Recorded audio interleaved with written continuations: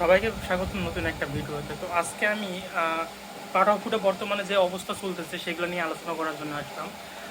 অতীতে হয়তো বা অন্য চ্যানেলে আমার কয়েকটা ভিডিও দেখে আপনারা হয়তো বা জানতে পারছেন যে পাঠাও ফুডে অন্যান্য কোম্পানিতে ভালো একটা ইনকাম করার সুযোগ থাকে। তো বর্তমানে আপনার হইতেছে গত যে আপনার আন্দোলনটা হইলো, আন্দোলনের পর পাঠক একটা দিনের কোয়েস দিয়েছিল। এর আগে কিন্তু উইকলি কোয়েস ছিল, যেটা 145টা হয়তো বা মারলে 3750 টাকা আপনার উইকলি একটা কোয়েস থাকতো, 40 টাকা ডেলিভারি চার্জ পাওয়ার পরও। বাট এইটা আপনার গত আন্দোলনের পর, ছাত্র আন্দোলনের পর, যে আপনার দেশে কোটা সংস্কারের পরে যেরকম সমস্যার সৃষ্টি হলো, সেই সময় আর কি দৈনিক কোয়েস্ট একটা দেওয়া হয়েছিল। তো দৈনিক কোয়েস্টে আপনার একটা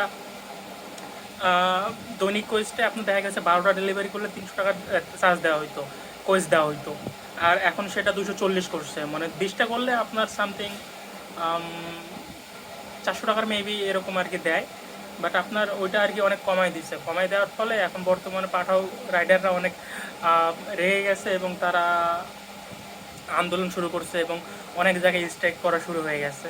তো আশা করি পাঠাও কর্তৃপক্ষ এইসব বিষয় থেকে তাড়াতাড়ি রাইডারদের জন্য একটা ভালো একটা পদক্ষেপ নেবে এবং যাতে তাদের টাকাটা বা তাদের স্যালারিটা যেমন কাজ করলে আসে, তা না করলে আসে না, সেই হিসেবে দৈনিক কোয়েসটাই রাখতে হবে। এবং তাদের আগে যেমন কোয়েস ছিল অথবা দৈনিক আপনার হইতেছে, এখন বর্তমানে বাজার অবস্থা বিবেচনা করে তাদের জন্য অবশ্যই ডেলিভারি চার্জটা বাড়ানো উচিত, কিন্তু তারা সেটা না করে তারা ডেলিভারি চার্জ কমাই দিয়েছে এবং সেই কারণে আর কি সমস্যাটা সৃষ্টি হয়েছে রাইডারদের মাঝে এবং তারা স্ট্রাইকে চলে গেছে। আমি একটা কথা বলতে চাই, কারণ পাঠাও কর্তৃপক্ষ এরা হয়তো বা নিজেকে অনেক বড় কিছু মনে করে এখন বর্তমানে। কারণ হইতেছে আপনারা দেখবেন বর্তমানে ঢাকায় মানে ঢাকায় বা বাংলাদেশে মাত্র একটা কোম্পানি ছিল হইতেছে পাঠকের টক্কর দেওয়ার জন্য, ফুড কোম্পানি হোক বা অন্য কোম্পানি যেটাই হোক, শুধুমাত্র ফুড পান্ডা। কারণ হাঙ্গেরি নাকি অথবা সহজ এইসব ইভালি এগুলো অনেক আগে চলে গেছে।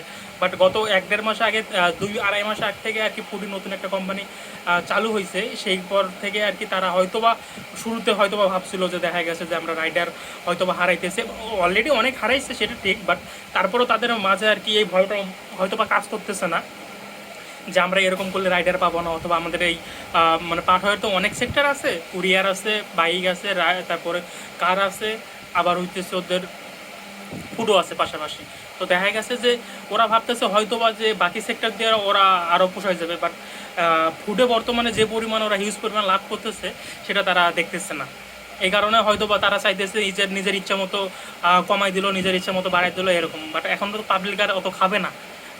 একজন রাইডার যদি প্রতিদিন দেখা গেছে যে পাঠাওয়ের অর্ডার খুবই কম, আপনার দেখা গেছে যে একজন ধৈর্যশীল ব্যক্তি যদি পাঠাও ফুড ডেলিভারিতে কাজ করে, শুধুমাত্র সেই পাঠাওতে টিকে থাকতে পারবে। এছাড়া পাঠাওতে টিকে থাকা একদমই অসম্ভব। কারণ হচ্ছে আপনি যদি সারাদিনে যদি মাত্র 10 ঘন্টায় বা 9 ঘন্টায় দেখা গেছে মাত্র 10টা ডেলিভারি করছেন, এটা আপনার ধৈর্যের বাদ ভাঙে যাবে। দেখা গেছে যে আপনার এক নাগারে 2-3 ঘন্টা কোনো অর্ডার নাই, আবার দেখা গেছে যে 1 ঘন্টা পরে আপনি একটা অর্ডার পাইতেছেন, এরকম একটা সিচুয়েশন হয়ে যায়। তো যাদের ধৈর্য আছে তারাই শুধুমাত্র পাঠকের টিকে ছিল। বাট এখন ওরা যেভাবে ডেলিভারি চার্জটা ঠিক ছিল, বাট আপনার কোয়েস্ট কমাই দিচ্ছে, এই কারণে আর কি পাঠক স্ট্রাইক করছে। তারপর আর একটা কথা দেখা গেছে যে আমাদের যে জোন সিস্টেম যে রয়েছে, জোনটা আজের একটা সিস্টেম, যদিও আমি এখন বর্তমানে পাঠকের কাজ করি না, বাট এর আগে যেরকম সমস্যার সম্মুখীন হয়েছিলাম, আর আমি এখনও পাঠক গ্রুপে অ্যাক্টিভ আছি, হোয়াটসঅ্যাপ গ্রুপে। সেখানে কি কথাবার্তা হয়, এবং তাছাড়া আমি যে পুরীতে কাজ করি তারপরও বাহিরে আর কি অনেক পাঠক রাইডার যেগুলো আছে তাদের সঙ্গে সবসময় কথাবার্তা হয়, কীরকম সিচুয়েশন চলতেছে, কেমন কী এসব বিষয় নিয়ে। তো আমি দেখতেছি যে দেখা যাচ্ছে কিছুদিন আগে একজন পুরী হোয়াটসঅ্যাপ গ্রুপে আর কি পাঠাতে, সেখানে আর কি জানাইলো যে এরকম সিস্টেমটা আমাদের কোয়েস্টটা কমানো হয়েছে। তখন ম্যানেজারে বলতেছে, মেহেদি স্যার বলতেছে যে হইতেছে গত 2 মাসে আমাদের রেইনকোট দিতেই 10 লাখ টাকা চলে গেছে। মানে আমি বুঝলাম না, এটা শাক দিয়ে মাছ ঢাকতেছে না কেমন কি? 10 আপনার 2 মাসে 10 লাখ যাক আর 10 কোটি যাক, এটা তো আমাদের দেখার বিষয় না। আপনার বেতন গত 5 বছরে কীরকম লেভেলের বাড়ছে আপনি এটা বিবেচনা করে দেখেন। আপনারা উপর লেভেলে এসিতে বসে শুধুমাত্র এই হাং ট্যাং বুঝায় টুজায় আপনারা ওই দেখা গেছে মাসে 40, 50, 60 হাজার টাকা করে বেতন নিতেছেন। আপনার শুরুতে হয়তো বা বেতন ছিল 25,000, এখন আপনার বেতন কম করে হলো 60,000 টাকা হয়েছে। আপনারা বেতন যদি 5 বছরে যদি আপনার 100% প্লাস মানে বাড়ে, তাহলে একটা রাইডার শুরুর দিকে পাঠায় আপনার 72 টাকা থেকে 92 টাকা পর্যন্ত ডেলিভারি চার্জ ছিল। সেটা আস্তে আস্তে আস্তে আস্তে ধীরে কমতে কমতে কমতে মনে করেন যে এখন দেখা গেছে কোয়েস্ট মিলে সবসময় হয়তো বা এভারেজে 40 থেকে 45 টাকা আপনার হইতেছে 40 টাকা মানে পার ডেলিভারিতে পাওয়া যায়, বাট আপনার কোয়েস্ট হয়তো বা দেখা গেছে যে 60-62 টাকার মতো আসে। তাহলে চিন্তা করে দেখেন শুরুতে কত ছিল, 92-72 এরকম, তারপরে এখন চলে আসছে হইতেছে আপনার মাত্র 60-62।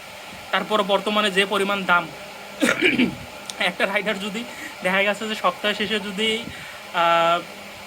120টাও ডেলিভারি করে, আপনার প্রত্যেক দিন এখন কোয়েস্ট অনুযায়ী তারা প্রত্যেক দিন তো ভালো রকম আলহামদুলিল্লাহ 900-1000 টাকার মতো ইনকাম করতে পারতো গত কোয়েস্টটা করার পর। কিন্তু এখন বর্তমানে যে অর্ডার, ওই অর্ডার থাকতে থাকতে ধৈর্যের বাদ ভাঙে যায়, তারা ভালো মতো অর্ডার করতে পারে না, কিন্তু দেখা গেছে যে এইদিকে কোয়েস্ট আরও কমাই দিচ্ছে।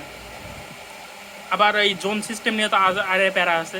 আমি থাকি কলাবাগান জমে, অর্ডার যাইতে হবে আপনার রায়ের বাজার।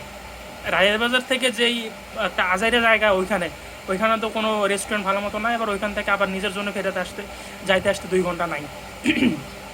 এই 2 ঘন্টার মধ্যে আপনার মাত্র ইনকাম হবে 60 টাকা। এটা কেমনে কে মানবে?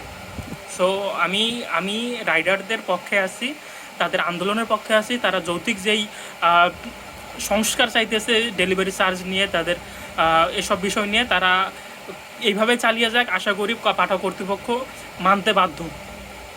সবাইকে ধন্যবাদ। এবং আপনারা যারা রাইডার গ্রুপে এখনও কাজ করতেছেন তারাও স্ট্রাইক শুরু করে দেন, যেন তাড়াতাড়ি খুব সুন্দর একটা ডেলিভারি প্ল্যাটফর্ম হয়ে থাকে পাঠাও, এবং অনেক কর্মজীবী মানুষ বা অনেক ছেলেপেলে যেটা এর মাধ্যমেই চলতেছে তাদের যদি কাজটা ভালো মতো চলে।